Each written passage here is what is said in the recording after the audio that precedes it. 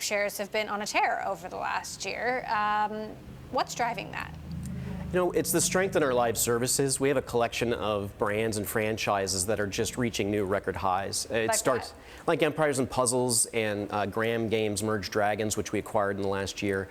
But in addition to that, our perennial franchises like CSR2 Racing and Zynga Poker had very good quarters. And Words with Friends, on its 10-year anniversary, which is this month, hit its best mobile record ever. And so it's really exciting to see those live service products really hit new highs. We also launched a new game. We launched our Game of Thrones casino product, which is off to a great start.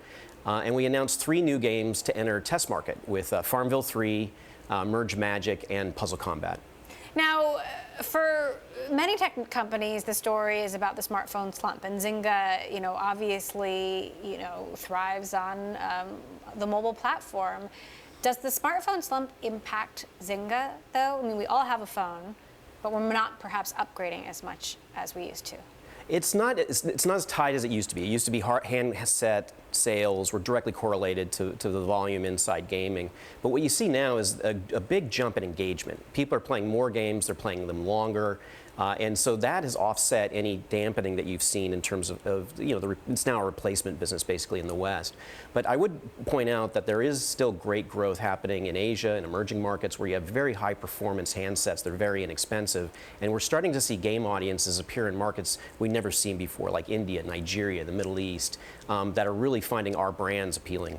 Now, I know I asked you this when it was earlier days, but do you know more about what Apple's game streaming platform, Apple Arcade, what that will mean for you?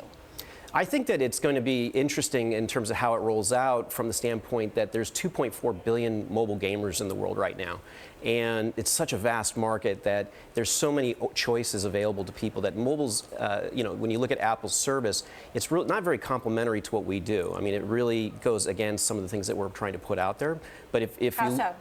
Well, if you look at the way that it's merchandised, the way that it's positioned, it could be an interesting kind of new dynamic in the marketplace. But overall, we feel very confident that original IP like Words with Friends, CSR Racing, Empires and Puzzles, which won't be available inside the service, will stand on their own and have their own audiences. So what should we be watching for in the gaming space in the second half of the year? What is the future of? Well, I think in the next several years, you've got a few dynamics that are really interesting. The consoles are going to transition to new hardware next Christmas. You've got 5G infrastructure coming, which will create really high-performance games for mobile, new infrastructure opportunities from a distribution standpoint. Streaming is starting to fuse into the marketplace and becoming a technology that people are using more and more. And then also, what's really interesting is cross-platform play. You're seeing people on PlayStations play with PCs, play with mobile games, like what you see with Fortnite.